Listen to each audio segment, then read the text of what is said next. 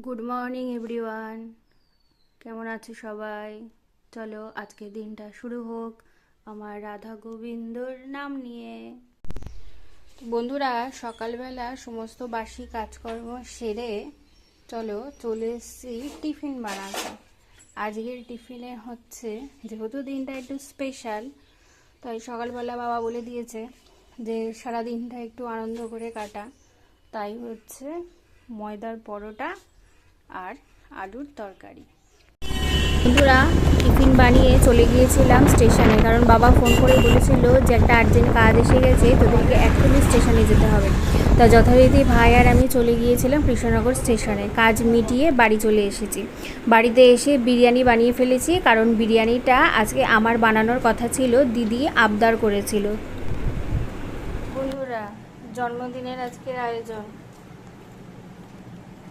Special menu biryani, যেটা আমি করেছি, আর এই যে ভাজাগুলো দেখছো সেইগুলো সব দিদির আয়োজন, পায়েসটাও দিদির আয়োজন, আর এই যে কেকটা দেখছো না, এটা পুরো হচ্ছে এগলেস কেক।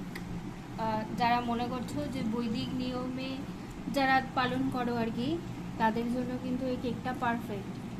যাদের লাগবে বলে মনে করছো, আমি ওর কন্ট্যাক্ট নাম্বারটা দিয়ে দেবো। ও মোটামুটি এগুলো ভালোই পারে, করে দেখতে পারো।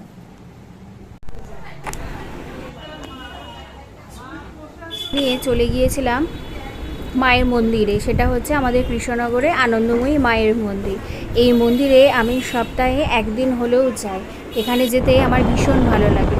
তারপর সেখান থেকে চলে গিয়েছিলাম চা করে চা খেতে। যারা কৃষ্ণনগরে থাকো তারা জানো যে চা করে চাটা কত টেস্টি।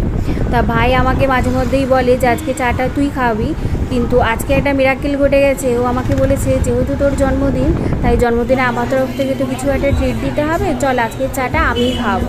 তা যাই হোক, যথারীতি আমরা সেখান থেকে চাটা খেয়ে বাড়ি চলে এসেছি। তা এই ছিল আজকে আমার বার্থডের ব্লগ। তোমাদের কেমন লাগলো সেটা একটু জানিও। যদি ভালো লেগে থাকে তাহলে এটা লাইক করে দিও।